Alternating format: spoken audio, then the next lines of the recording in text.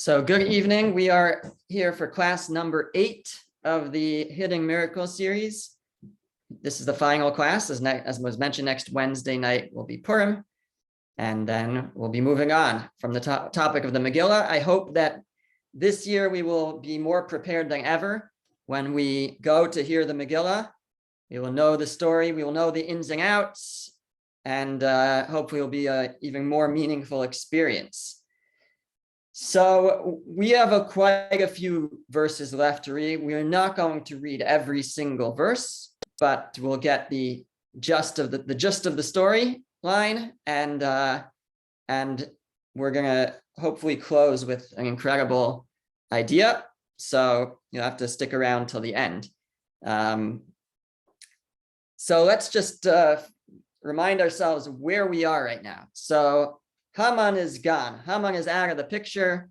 Haman has been eliminated, and things are looking good, except that there's still a decree that's out against the Jewish people that on the 13th of Adar, the Persians are to rise up and eliminate them, annihilate them, and that still hangs over their heads. And Esther, although she had mentioned this, she had told this to Achashverosh when she revealed her identity and accused Haman. Nothing has happened yet. Nothing has been done about that. And so we read the final verses we read last week. She comes to Achashverosh and she falls before him crying and pleading. And she makes a suggestion to him. The suggestion is, Esther is aware that there's of the law in Persia that a decree that's going out from the king cannot be rescinded. She's aware of that. So he can't cancel the decree. But Esther says, actually, I think you can in this case, because this is a little bit different. First of all, if we go with the commentaries that Haman tricked Achashverosh, so she says, this wasn't really your decree. If you call back the decree, it's not canceling a decree that came forth from the king. It didn't come from the king. And secondly, if the other idea, which we'll have to get into again, there are two ways to understand what happened. One is that Haman and Achashverosh were completely in cahoots. Achashverosh knew exactly what was going on, and there was no secrecy about the decree. Everybody got the letters. It was very clear what was in the letters. It said annihilate the Jews on the 13th of Adar, and it was all open and known to everyone. That was one way to understand. The other way that many commentaries understand is that actually it never said in the letters that went to all the citizens what was going to happen exactly on the 13th of Adar. It said, get ready. Lios asidim layom hazeh. You should be ready for this day. There's going to be a nation that we're going to attack, but it didn't identify who. And there was a separate letter that went out to the governors. And either in that letter, the governors were notified who that nation was, or even that, according to the Malbim, it was a sealed letter to be opened on the 13th of Adar to identify who the people were. Word got out, rumors, Mordechai found out through prophecy, the word got out, but it was never actually stated explicitly in those letters. So according to that, Esther says, if you pull back those letters that identify who the people are that are to be wiped out, you're not canceling anything. It never was announced. It was never announced that the Jewish people are the ones to be destroyed. Achashverosh called back those letters. But Achashverosh says that he cannot do that. Once a decree has gone out in the name of the king, it can't be called back. However, he's not just leaving her out to dry. Achashverosh has his own plan, his own strategy for how to deal with this. So that's where we pick up. We're in chapter 8, verse 7. If you have the source sheet this week, I only had time to just put the verses on. So it's just straight verses. You can also read them from the Megillah if you have one. So chapter 8, verse 7, it says, then King Achashverosh said to Queen Esther and to Mordechai the Jew, behold, the house of Haman I have given to Esther, and they have hanged him on the gallows because he laid a hand on the Jews. And you write about the Jews as you see fit, in the name of the king, and seal it with the king's ring, for a writ that is written in the name of the king and sealed with the king's ring cannot be rescinded. What is Achashverosh telling her? So remember, some time has passed, or possibly, and Achashverosh hasn't done anything yet. Esther's very nervous. He's given her the house of Haman, and she thinks maybe he gave that to me instead. He's not going to honor my wish to rescind the decree. That's why she comes to him broken and crying and pleading. So Achashverosh says that, behold, the house of Haman I have given to Esther, and they have hanged him on the gallows, not because I was just trying to appease you and I'm not going to take care of you, not because he was going to hang Mordechai, who saved my life, but I'll tell you why I did it. And this is what I'm going to publicize, because he laid a hand on the Jews. That's why I'm doing it. And what Achashverosh is telling Esther is, I am already starting to take care of your problem, because I'm first making a symbol out of Haman. I'm teaching everyone a lesson. This is what happens to someone who tries to lay a hand on the Jews. He's hung, his property's taken away, and he's an example for everyone. So be careful when messing with the Jews. That's the first message. Now, still, there's a letter out there, there's a decree out there that says that the Jews can be annihilated. So what's he going to do about that? So again, we have to come back to our two ways of understanding the story. If it's an open letter, everybody knows it's the Jewish people, so then it's pretty straightforward. He's going to send out a letter that says that the Jewish people have the right to defend themselves. And that's basically the whole story. They're going to get up on that day to defend themselves. They'll be supported by the Persian troops, the Persian army, or at least the Persian army is not going to be attacking them. And also, people will be scared of the Jews by now. Mordechai will be powerful, and that's going to be pretty straightforward. They'll just put out a new decree that contradicts the first one. One decree says, or it doesn't even contradict. The first decree says that you should try to annihilate the Jews and that he can't rescind. The second decree will say the Jews will be able to defend themselves. And again, I think the deeper meaning of that, if that is, the Persian army won't be intervening. That's one way. Now, if we understand like the Malbim, though, that there's two letters. There's a letter that everybody in the kingdom received, announcements that went out to everyone that just say, be ready for this day. They don't identify who it is that's going to be attacked. And then there are sealed letters that the governors have that they're supposed to open on the 13th of Adar.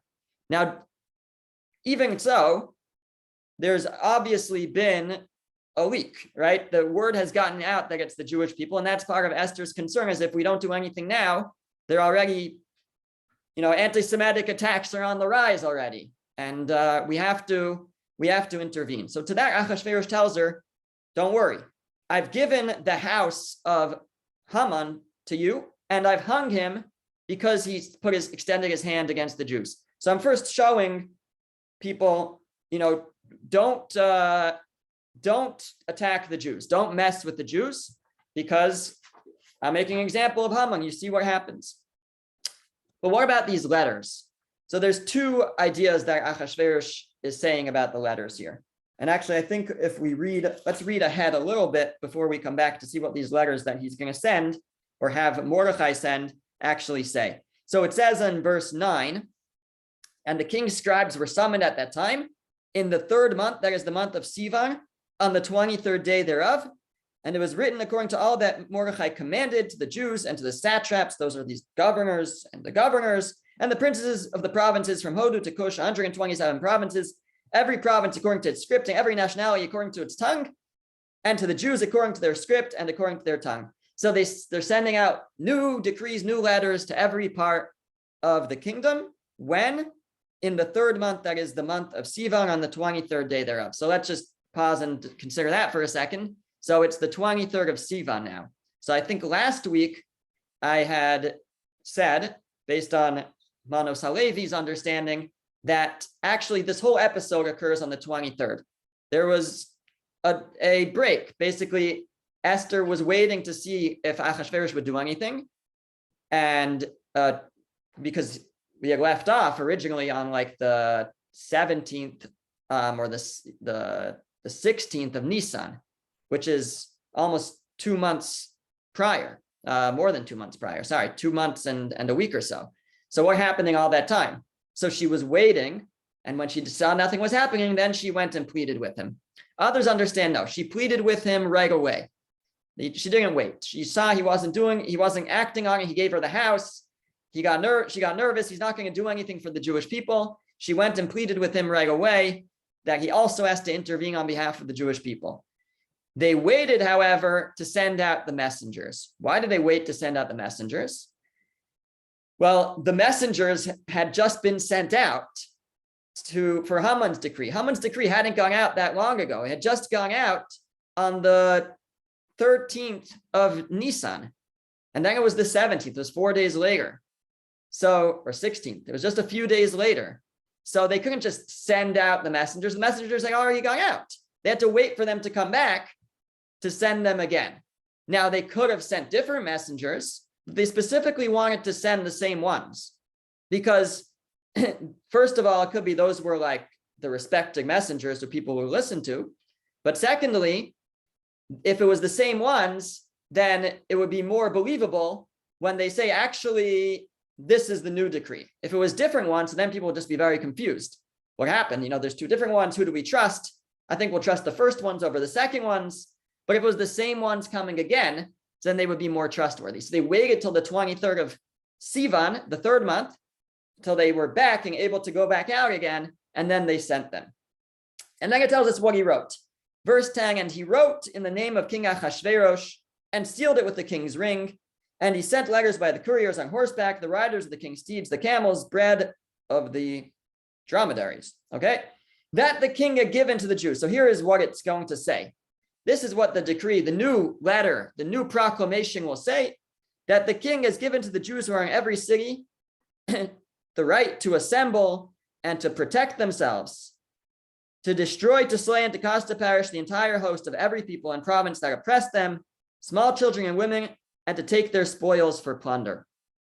In one day, in all the provinces of King Achashverosh, on the 13th of the 12th month, which is the month of Adar.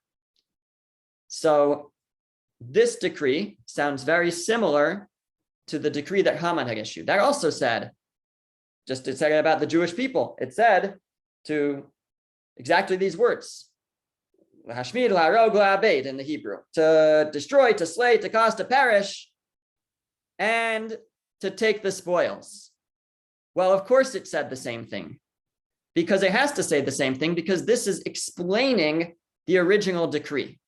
What Achashverosh is doing, the original decree said in those sealed letters, it said that on the 13th of Adar, you're going to destroy, slay, and cause to perish. Who? The Jewish people. So Achashverosh says what we're going to do is we're going to send a new letter, and it's going to be the same thing, but we're going to say that when it said slay, cause to perish the Jewish people, it was really saying the Jewish people will slay, cause to perish. That it's going to sort of reword it to say it didn't mean slay and destroy the Jewish people. It meant the Jewish people will slay and destroy their enemies. That's how you're supposed to read that original decree. Now, that was one thing that he was going to do. Now, that could be a bit of a stretch to do that, and it's in many different languages. It may not always fit into all the different languages. So he was going to do something else at the same time. And that is that at the end of the day, whether people would understand it as a reinterpretation of the original decree or just a new decree, and you have sort of contradictory decrees, well, which one would they accept? The original one that says destroy the Jews, or the one that's the issue now, which says the Jews are the ones to destroy their enemies? So two things. First of all the peasants, all the regular people, it doesn't say, they don't have a letter that says who to destroy. They just have a letter that says on this day, there's going to be someone that's going to be destroyed. So they won't necessarily ever see the letter that says that the Jewish people are the ones to be destroyed, only if that gets released by the governors, which is an if. Now, the governors are going to receive a letter, a second letter. They're basically going to have two letters. They're going to have a letter that says to destroy the Jewish people. When they open it, it will say destroy the Jewish people on the 13th of Adar. And then they'll have another letter that says the Jewish people are supposed to destroy their enemies. That could be understood as an explanation of the first one. You're reading it wrong. It really is supposed to say the Jewish people are to destroy their enemies. But even if they don't understand it that way, so now they have two different letters. Well, which one are they going to accept? So they might just accept the second one because it came later, or they might accept it because they see that Mordechai, the Jewish people, have gained much power, as is stressed in the verses, as we'll see in a moment, that Mordechai had become very respected. And that's what Achashverosh is saying. I gave Mordechai the house of Haman, and I punished Haman for messing with the Jews. So when these governors get this letter, and they could either read it as mess with the Jews or don't mess with the Jews. So there's great incentive now to accept the one that says don't mess with the Jews, because we see what has befallen Haman for doing so. So this was basically Achashverosh's plan. There would be a second letter that's sent out. It's not necessarily a contradiction, because he can't contradict what he said previously. No, it's a reinterpretation. But if you understand it as a contradiction, it's going to be okay anyways, because most of the officers will, in the end, accept the second letter. Additionally, the second letter would be sent to people that the first one wasn't sent to. And that also proves more that the second letter is the main one. The first one, the first decree was a mistake or is to be reinterpreted. And this is basically Achashverosh's plan.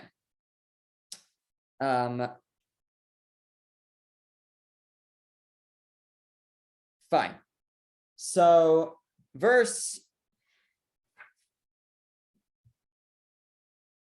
okay, so we already explained why they waited. What else do we want to point out here? So back to the language for a second. So in the language, I mentioned that it still says to destroy, to slay, and to cause to perish. Now there's no choice here, because he can't rescind the first decree. That's the law. You can't rescind a decree. So the best he can do, right? It would be so nice if it would just all go away, right? Why do we need killing? Why do we need murder? Just cancel the whole thing. But that's not an option here, because the first decree says to destroy, slay, and cause to perish. So the only choice here is to reinterpret that to mean that the Jews will be able to have the opportunity to slay their enemies. Additionally, it says that they'd be able to take their spoils for plunder. And then it says in verse 12, in one day, all the provinces of the king of Achashverosh. So the commentaries, Malbim, Yosef, Lekach, point out the implication here is that they would have one day to both kill their enemies and take the spoils. Now they note that when Haman sent out the original decree, it wasn't exactly worded that way. This is a rewording. When Haman said it, he said they should kill their enemies, which would be the Jews, and on the next day they would get the spoils. So the reason why Haman wrote it that way was because on the day of killing the enemies, Haman wanted them focused on killing the Jews. No taking spoils today. You'll wait till tomorrow. On day one, we kill the Jews. On day two, we could collect the spoils. That was Haman's intent. But Mordechai, in again sending a reinterpretation, sending to the Jews, he wasn't really interested in the spoils. He didn't want the Jews to take spoils, and they didn't take spoils. The verses say explicitly they didn't take anything from their enemies. But he didn't have a choice. He had to use the same words that Haman used, or along the same lines, that they would be taking spoils. But he said that it should happen in one day, and this was a way of basically telling the Jews that, we're not taking spoils. You're going to be focused on defending yourselves against your enemies, and we're not going to take spoils because I'm only giving you one day to do it all, and you're not going to have time to take spoils. This was his way of of telling them that. And this way also they would focus on their task at hand, which was to destroy their enemies. Additionally, this was also a way to bring some other Gentile Persians to assist them against whoever rose up against the Jews, because if they knew that they would be able to collect spoils at the same time, then they might join in the fighting. So he was this way able to draw in some Persians to help in fighting against the Jewish enemies. Okay, so verse 13, the copy of the writ was that an edict be given in every province, published before all the peoples, and that the Jew be ready for that day to avenge themselves upon their enemies. The couriers, those who ride the king's steeds, the camels, went out, hastened and pressed by the king's order, and the edict was given in Shushan, the capital. And Mordechai left the king's presence with royal raiment, garments, blue and white, and a huge golden crown, and a wrap of linen and purple, and the city of Shushan shouting and rejoiced. So again, Mordechai is honored now. He's of high position. He has very royal garments, and the people of Shushan, they see this. They see that the Mordechai is very respected. They see that things are turning around for the Jewish people, and they rejoice. Famous verse 16, the Jews had light and joy and gladness and honor. And there's a lot to say about that, but we're not going to go into that now. And verse 17, and in every province and in every city, wherever the king's order and his edict reached, there was joy and gladness for the Jews, a banquet and a festive day, and many of the peoples of the land became Jews because the fear of the Jews was upon them. So actually in the Hebrew, this verse says that many of the people of the land misyahadim. So here they translate that as became Jews. The Vilna Gaon actually says they did not become Jews. But as he says, they weren't actual converts because they were just doing it because they were scared. They saw that the Jewish people were powerful now, but they made themselves like Jews. They started to behave like Jews. It's funny and kind of ironic, right? Originally, the Jews went to the party. They wanted to fit in with the Gentiles, and now the Gentiles are trying to fit in with the Jews. So that's just an interesting another turn of events. And that's the end of chapter 8. And so chapter 9 now is a fast forward. So everything is set. These letters have gone out. Just to mention once again, there had been this fear of anti-Semitic attacks that would be carried out throughout the time leading up to the 13th of Adar. But because the Jewish people have risen in power to such an extent, and Ahasuerus hung Haman for extending his hand against the people, so that puts to rest mainly that concern. That was one of Esther's concerns, and the Jews are protected as a result of that, and as a result of this decree that went out that says that the Jews will be able to defend themselves on that day.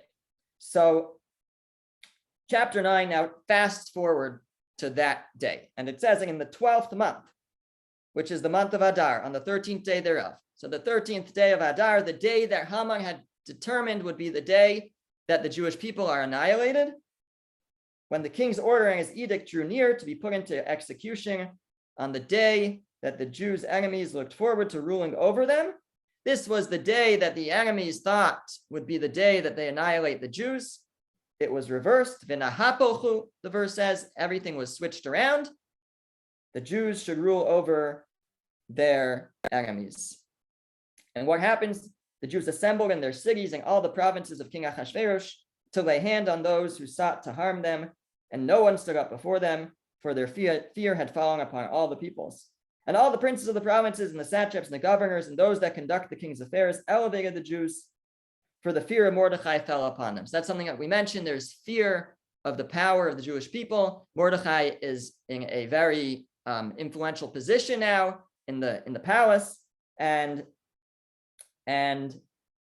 nobody's rising up against them, or almost nobody. For Mordechai was great in the king's house, and his fame went forth throughout all the provinces. For the man Mordechai waxed greater and greater. And verse 5, and the Jews smote all their enemies with the stroke of the sword, and with slaying and destruction, and they did to their enemies as they wished. So pause there for a second. So this is finally the day, 13th of Adar. There's conflicting decrees. There's a decree that's out that says that the enemies can attack the Jewish people. There's a decree that says that the Jewish people can defend themselves against their enemies. So, and there's this overarching fear of the Jewish people at the same time, which is basically going to limit the action. It's going to limit who is actually going to rise up against the Jews, who is going to be involved in the fighting, because a lot of people already in the end of the previous chapter, we said a lot of them became Jews or joined the Jews already in advance. And now it's the day of the fighting. So there's not going to be that, relatively speaking, that much of that large of a group, nothing near what it would have been had all this not happened, who rise up to fight the Jews. So the verse, going back to verse 1 here, chapter 9, so it says there, the edict drew near to be put into execution, right? Meaning it was the day to act. And there's a decree from the king that you have to act. So you either have to get up and attack the Jews, or you have to get up and attack the enemies, the Jews. So everybody is kind of called to arms here. And you have to pick a side. There's no, this is the edict of the king. There's no backing down. There's no compromise. So what happens, as verse 2 says, the Jews assembled, they gathered in their cities. So specifically cities. So in the cities, fortified cities, that's where you have the officers, that's where you have the soldiers, and they were there to protect the Jews and to assist them against any enemies that would get up against them. And therefore, it says that they gathered there in the cities, in all the provinces of the king of Ahasuerus, and that's where it says no one stood up before them. That was, not a time nobody wanted to fight them in those situations. They had plenty of help in the cities. And as it says in verse 3, and all the princes of the provinces and the governors elevated the Jews, for the fear of Mordechai fell upon them. They knew about the sealed documents. These were the officers. They knew there were two sealed documents. They knew one said, destroy the Jews, and they knew that one said that the Jews should destroy their enemies. And on the one hand, they could have said, I'm not afraid of the Jews. I know that there's a decree for me to destroy the Jews. I have that, the letter right here. I have the right to get up and attack Jews. They might have said that, but, and they could have helped the enemies of the Jews, but they didn't do that. Rather, they elevated the Jews. They helped the Jews against their enemies. And again, that was because, as the verse says, because the fear of Mordechai fell upon them. We're talking about officers, governors. They recognize somebody who's in a high position of power and his fear is upon them. And therefore they do not involve themselves they do not join the enemy. Rather, they, if anything, assist the Jews in their fight. And in verse 5, we have where it says the Jews actually smote all their enemies with the stroke of the swords. This is what they had been given permission to do. It's not just that they could kill anyone, but they can kill their enemies. So what's an enemy? So the Malbim understands that they were given the right to go after anybody that was known as a Jew hater. Anyone that was known as a Jew hater, they could go after. Others understand that it was whoever would get up to fight them, that's who they would fight back. Whoever would rise against them. And remember, at this point, there's so much fear of the Jews. In order for someone to rise up against the Jews, it would have to be that they really, really hated the Jews and would almost be suicidal to rise up against the Jews. And it was. And that's who would be getting up to fight them. And that's who they would be fighting against. And that's an idea I want to come back to a little bit later. verse 6, and in Shushan, the capital, the Jews slew and destroyed 500 men. So they killed 500 men in Shushan, and then it lists off the 10 sons of Haman, who were also killed. Parshandasa, Dalphon, Aspasa, Parasa, Adalia, Aridasa, Parmashta, Arisa, Arida, and Baisasa. The 10 sons of Haman, the son of Hamdasa, the adversary of the Jews, they slew, but on the spoil they did not lay their hands. As we mentioned, the Jews did not go after the spoils. That's not what it was about. It was about defending themselves against their enemies. The Yosef Lekach has an interesting idea over here. Well, we actually know that these sons of Haman, after that, were hung, even though they were already dead, to make an example of them. But he writes that in general, in those times when you had a war, when you killed the enemy, you kind of defiled, mutilated the body so that you wouldn't know who it was that was killed, except if that person was a person of high position, a king, a prince, an officer. Then you wanted people to see that you had killed that person. It would lower the morale of the enemy, etc. And that's what they did over here. That's what the verse is telling us here, that it says they slew and destroyed 500 men. So in verse 6, what they killed, the abed, and they destroyed, I mean, they got rid of the bodies, they destroyed the bodies. But for the 10 sons of Haman, they didn't do that. The 10 sons of Haman were an example. They did not want to, they wanted people to be able to see that they had killed them. And so for them, it just says they slew them. It doesn't say that they destroyed them. They didn't do anything to the bodies. And in the end, they end up hanging them to make an example of them. Okay, and then it continues on. On that day, the number of those slain in Shushan, the capital, came before the king. The king said to Queen Esther, they killed 500 in Shushan, and the 10 sons of Haman. How many were killed elsewhere? And in the end, many are killed in the other provinces. Remember, there's 127 provinces. Shushan is just one city, and they end up killing many of their enemies. So we're not going to read through all the verses. There's actually more verses than this. There's more verses in chapter 9, which I left off, which talk about the establishment of the holiday of Purim, which is a whole topic in itself. I want to, at this point, take a pause in the story. I want to I want to jump ahead to chapter 10, share some thoughts about chapter 10, and then take a pause, and then share one more closing idea. So chapter 10 is a very strange chapter. They've killed their enemies, they've celebrated, they've made a holiday, and then this is how the Megillah closes. The climax of the Megillah, 3 verses, that's all chapter 10 is. Verse 1 of chapter 3, and King Achashverosh imposed a tax on the land and on the isles of the sea. What an insignificant, strange piece of information to share at the climax, the closing thoughts of the Megillah. Achashverosh imposed a tax on the land and on the sides, isles of the sea.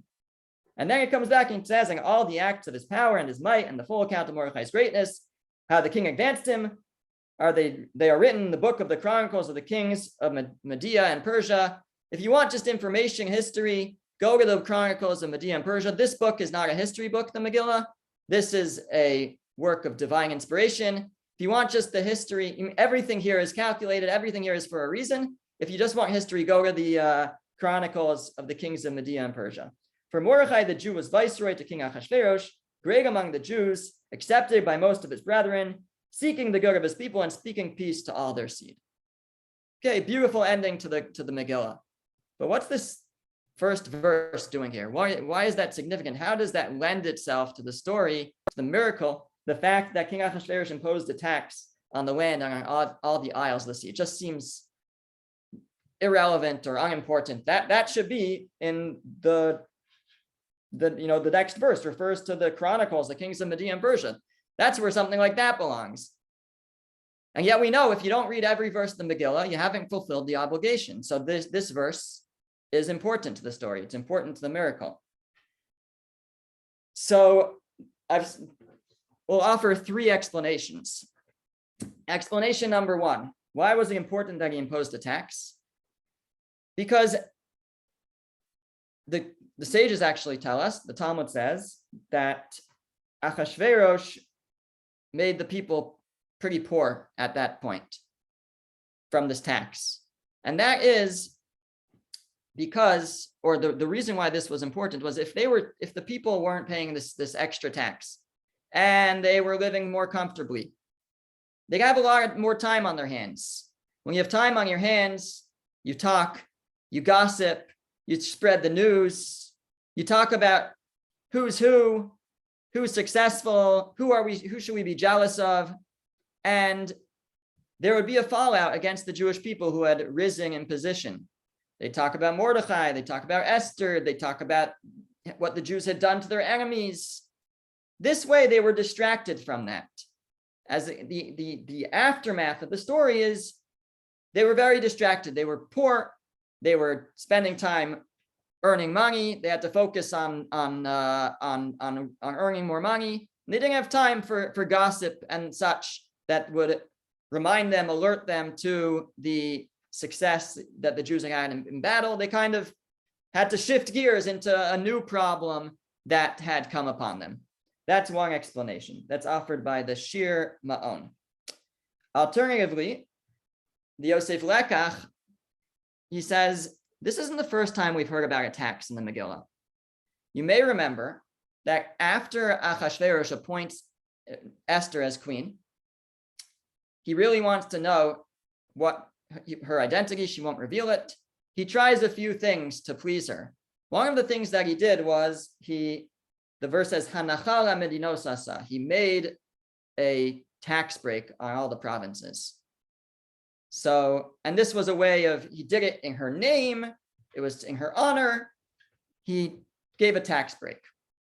Now, is that significant to the story that besides for that, he was trying to find out her identity? Did that have any impact on what happened? The fact that there was a tax break?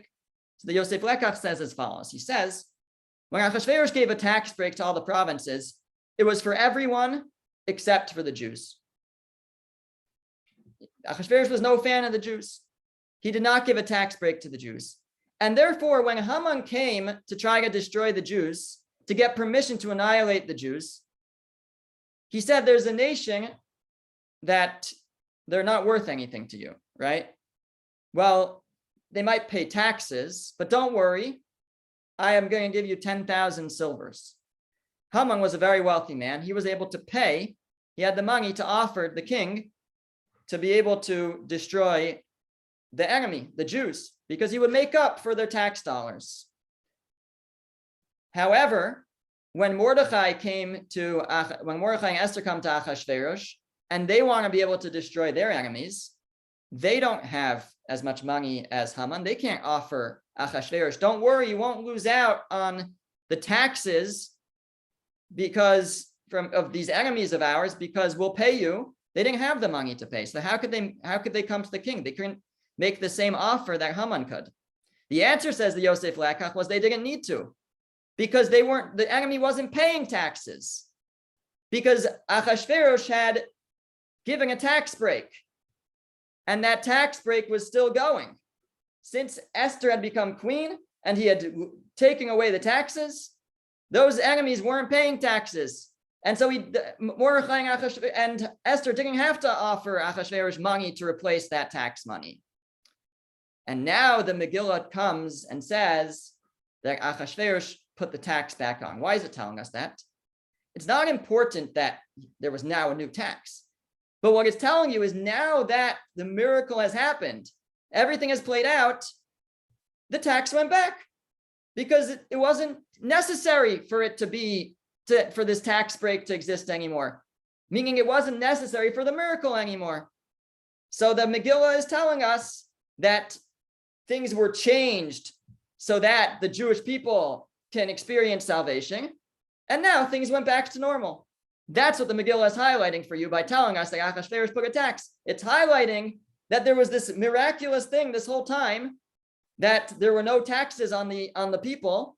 And that way, when Mordechai wanted to get permission to wipe out their enemies, he didn't have to offer any money because there was no tax money to make up for. Now that we're past that, now that the enemy has been wiped out, now that the miracle has occurred, things went back to normal. That's what the Megillah is pointing out to us. A beautiful idea. And there's a third idea, but I'm going to save it for the end. So now what I want to do is we've reached the end of the Megillah. Sorry, And Rabbi Hillel. Is that, I'm sorry to bother you. Please, Can you no, repeat? you're not bothering me. Thank you. Can you please repeat the first answer? Option, yeah? Yeah. So the first answer was that because Achashverosh imposed a new tax on the people, they were now much poorer and very distracted by their need to earn more money. And they didn't have time to gossip and slander and talk about the Jews and how the Jews had killed so many people and this and that. And that was another way of protecting the Jews in the aftermath. Because if they were living comfortably and bored, so then they would spend more time talking about who was in power, who was, the jealousy would rise. Now, you could really argue the other way, perhaps, that when they are suffering, they're going to focus more on the jealousy. But this is how the Shir Ma'on says it, that because they were too preoccupied, they were dealing with new problems. They couldn't think about the problem that that the Jewish people had risen to power and that they had killed so many enemies, etc. That's what the tax did. It was protecting the Jews in the aftermath of the whole Purim story. Thank you. Sure, thank you. Okay, so what I want to do now is just a quick summary of the Purim story. Now that we've learned so much, we've learned, as we noted in the first class, there are certain key moments in the Megillah that stand out, and we can identify that these are the key moments. These are the greatest parts of the miracle. Vashti gets deposed. Esther is crowned as queen. Mordechai saves the king. Esther is able to enter the king's chambers without being killed. Just that same night that Haman wants to hang Mordechai, the king remembers he never rewarded Mordechai. All of these things fall into place so beautifully that when you put them all together, there's no way to understand it except it's a miracle. When something is so unlikely and it still happens, then it's nothing short of a miracle. But what we've learned throughout this class is that it's not just the major events, but there are so many individual tiny events, little events that the Megillah is hinting to us, pointing out to us, that come together that precipitate each of these individual main events. So we start with Achashverosh, and he's making a party in Shushan. And why is he in Shushan in the first place? So according to the Vilna Gaon, it was because he had commissioned a throne to be built there, and that throne couldn't be moved. So he's like, okay, I'll make my capital in Shushan. According to the Malbim, he was trying to show off his power. The previous capitals of the Babylonian Empire had been in Elam, I think, in other places. He moved his capital to Shushan because he wanted to show his absolute power. But ultimately, he really moved his capital to Shushan because that's where Mordechai was. Because Mordechai is going to play an essential role in the salvation. We can ask about all these events, like what if they hadn't happened? If this little thing didn't happen, that didn't happen, there might be no salvation for the Jews. What if he had not made his capital in Shushan? What if he hadn't made a party? Right? Why did he make a party? He was either celebrating that he had made a new throne, or he was celebrating the prophecy of that the prophecy that the Jews would rebuild the temple was not going to be fulfilled according to his calculation. He was trying to demonstrate his power. Whatever it was, he made this big party, which leads to Vashti's death. What if he hadn't made the party? What if he hadn't gotten drunk? What if he hadn't, okay, that's not really a what if. You can imagine he didn't, of course he got drunk. But what if he hadn't summoned Vashti? What if he didn't call for her? Why did Vashti refuse anyways? So it could be she refused because she realized that Achashverosh is trying to show off his power. What if she hadn't realized that? Others say she refused because she didn't like the messengers that he had sent. It was disrespectful to her. What if he had sent better messengers? What if he had gone himself? Maybe she would have come. If she comes, the whole story is different. I have a question. Yes. How long did this king live after all this took place? It's a good question. I don't know. I'm not sure. Not so long, I think. His son Daryavish is going to take over. We'll talk about Daryavish shortly, actually. I don't know the years exactly, but it wasn't too long. Is this proven? I mean, how much of the story is proven factual? I mean, other than the fact that the tombs exist over there. right. So, I mean, proving is from the books that we have and from tradition. That's what we have. So there's truth in it, but even though. Rabbi Shaps, Yes, could I just say a word in answer to that last question briefly? please. But I had a friend who was Iranian who was knowledgeable about Persian history. He once sat down and told me the Persian history of this time. It was Marduk. He pronounced Ahasuerus' name. I can't pronounce it the way he did. There was Astari, there was Esther, which means morning star or evening star. And there was Haman. And he had the whole story, the same way as in the Megillah. He's not a Jewish guy. And he referred to Esther as out. just timed out. So that's some evidence that that's some evidence. Okay, great. Thank you. So just continuing the story. So, sorry. Right. So what if she hadn't refused to come and he didn't depose her? Remember what? He didn't even want to get rid of her. He was trying to bring the judges that would judge favorably. Memuchan or Haman recommended getting rid of her. What if he had never intervened to get rid of her? Or what if they didn't listen to him when he did intervene? The king then issues a decree that every man should rule in his household.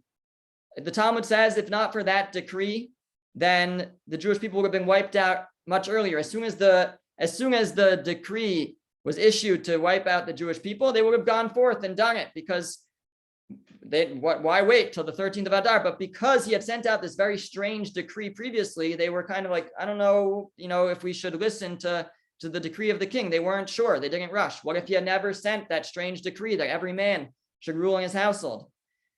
They search for a new queen. Esther is chosen. Esther tries her hardest not to be chosen. She's still chosen. Esther doesn't reveal her identity. What if she had revealed her identity? We learned, I think last week we said that Haman probably would have changed his whole plan if he knew that Esther was Jewish. He didn't prepare for the possibility that the queen was Jewish, and that was ultimately his undoing because he was trying to kill the queen.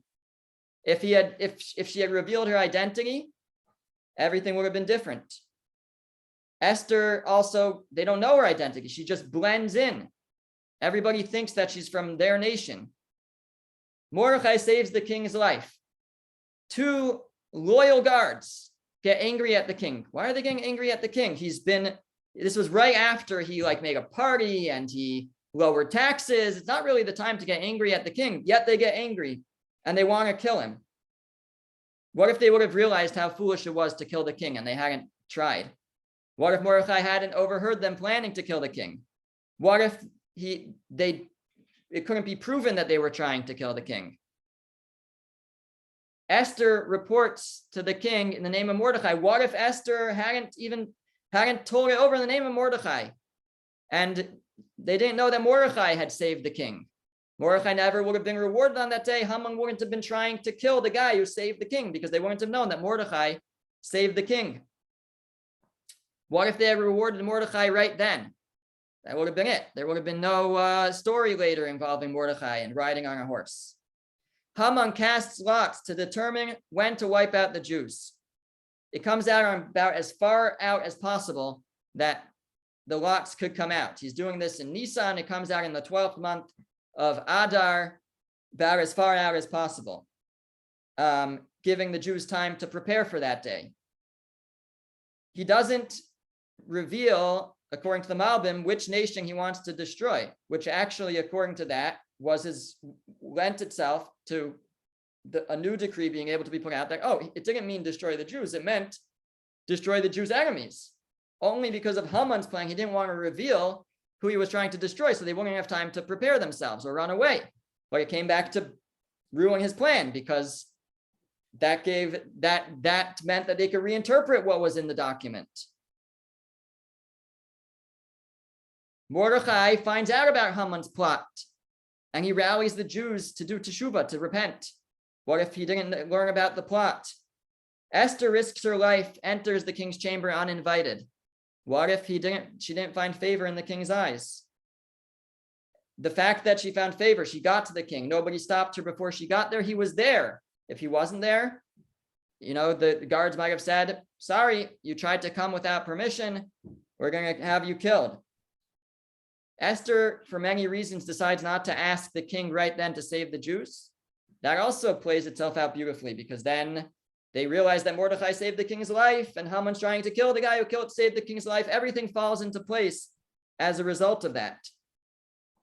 Haman builds a gallows for Mordechai the same day, the same night that the king realizes that Mordechai saved his life and needs to be rewarded. What if he hadn't built the gallows for Mordechai? Would Haman have been killed? What if they couldn't see the gallows from the king's palace? Would Haman have been killed? It might have delayed his execution. He might have gotten out of it. Charvona, the messenger, knows that Haman had built the gallows for Mordechai. How does he know? He heard Haman saying it. What if he didn't hear? Haman's face is covered when the king gets angry at him. What if they didn't cover his face? He might have been able to explain himself. Where does the authority to hang Haman on the spot come from? When it came to Vashti, Achashverosh had to consult with his advisors before having her killed. But when it comes to Haman, he can just have her killed. That's because Memuchan, Haman, had given him that power way back all those years ago at the feast. So all these things fall into place miraculously. And this is how the world is. We don't always realize how so many things fit together, but we have a fundamental belief that God runs the world. God is arranging things. Everything that happens is for a purpose and an ultimate good. And though we don't understand, they didn't understand either. They were confused. It says the city of Shushan was confused. They were confused. What's going on? Esther did not want to be queen. She doesn't know why this is happening to her. For 5 years, she's in the palace. She doesn't know why all this is happening. And in the end, it becomes clear. Now, it doesn't always become clear for us, but the Megillah gives us a glimpse into when sometimes we can see how everything fits together. But I want to close with just another amazing idea that it's not just about the story of the Megillah within itself, but it's also how this story fits into where we were in history and where we were about to be at that point. So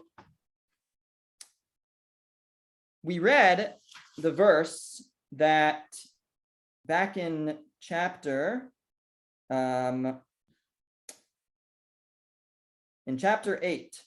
verse 15. It says, and Mordechai left the king's presence with royal raiment, blue and white, and a huge golden crown, and a wrap of linen and purple, and the city of Shushan shouted and rejoiced. Mordechai goes out in royal garments. He's been elevated to this royal position. The last verse of the Megillah, going back to chapter 10, it says that he was great among the Jews and accepted by most of his brethren. Most, not all, not everyone accepted him. The Talmud says that the rabbis of the Sanhedrin actually separated themselves from Mordechai. They weren't so happy with Mordechai's behavior or his current position. He was kind of, he had become this big shot in the government. So why did Mordechai do that? Was he looking for power? Was he looking to be, this guy in the fancy robes? Mordechai was one of the leaders of the Jewish people, the leader of the Jewish people. So why did he do that? So Rabbi Yonasan Eivshitz shares with us an incredible idea. There are 3 commandments that we have when we come to the land of Israel, and they're to be done in order. Number 1, to appoint a king. Number 2, to wipe out Amalek. And number 3, after we've wiped out Amalek, then we're to build the temple. And that's how it played out. After the Jewish people came to Israel, conquered the land of Israel, eventually they appoint a king, King Shaul. Shaul is commanded to wipe out Amalek. He almost does, but enough that Amalek is weakened. And then King David and King Solomon, King Shlomo build, really King David prepares it, King Shlomo builds the temple. Fast forward, the temple's been destroyed, and now they want to build it again. They actually start building it. Achashverosh actually puts a stop to it, maybe on the advice of Vashti, but they are not able to build the temple. Says Rabbi Yonasan Eivshitz, they couldn't build the temple because Amalek was too strong at that time. Haman was from the nation of Amalek. Amalek was too strong. They couldn't build the temple. They couldn't wipe out Amalek because they didn't have a king. Mordechai had to make himself into the king of the Jewish people. That's why he accepts this position of power. That's why he goes out in the royal garments. Because now the Jewish people have, so to speak, a king. And only once they have a king will they be successful in wiping out Amalek. And once they wipe out Amalek, they can then go and build the temple, build the Beis HaMikdash. Now, that's why Mordechai goes out as a king. Now, we mentioned, let's ask one more question. You know, God's running things. Why didn't God have it that Achashverosh rescinded his original decree? Rescind the original decree that the Jews are to be wiped out. And working out somehow. Why did it have to be that, no, the enemies are able to attack the Jews are able to attack the enemies? As we mentioned, says the Chassam Sofer, Ramosha Sofer, who are the people that are going to come out to fight? The Jews are so powerful. They're backed by the Persian army. Who is going to actually come and fight them? Only the people who hate them the most. Only the people of Amalek. And in fact, the Targum, one of the translations, says that when all those people that were killed were from Amalek. It could be that they weren't even identifiable. It could be they didn't even know themselves that they were from Amalek, for all we know, at that point in time. But if they hated the Jews that much that they came out and fought, then they were from Amalek. And in order to build the temple, Amalek had to be wiped out. So it was to the benefit of the Jewish people that the enemies were given the ability to fight. That way Amalek would rise up and they'd be able to wipe out Amalek, or at least diminish their power greatly enough that they can now build the temple. And finally, we come back to the taxes. Why is it significant that Achashverosh raised the taxes at the end of the Megillah? So I failed to put this on the source sheet, but I'll share my screen to show you the verses in the book of Ezra. They are now rebuilding the temple. They're rebuilding the temple.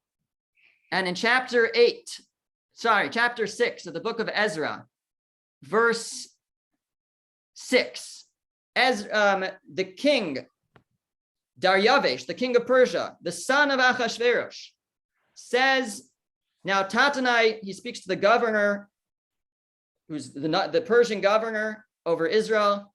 Now Tatanai, the governor of the other side of the river, Shesar, Boznai, and their companies, etc., leave the work of this house of God to the governors of the Jews and to the elders of the Jews. I command this house of God, they shall build in its place. Let them build the temple. And from me shall be issuing an order regarding what you shall do with these elders of the Jews to build this house of God. And from the king's property, from the taxes of the other side of the river, it shall quickly be built. The expenses shall be given to these men so that they should not be disrupted. And what they require, and young bulls and rams and lambs for burnt offerings to the God of the heavens, wheat, salt, wine, and oil, according to the statement of the priests who are in Jerusalem, let it be given them to daily without delay. The Jewish people come back from exile.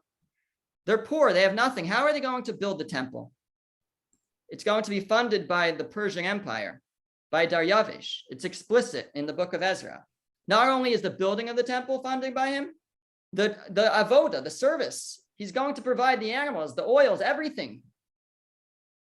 So now we understand, this I heard from Rabbi Daniel Gladstein, we understand the significance of those taxes.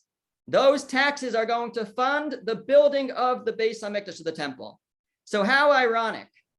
Achashverosh, who made a party to celebrate that the Beis Hamikdash, the temple, would never be rebuilt, is the one who is fundraising to build the Beis Hamikdash.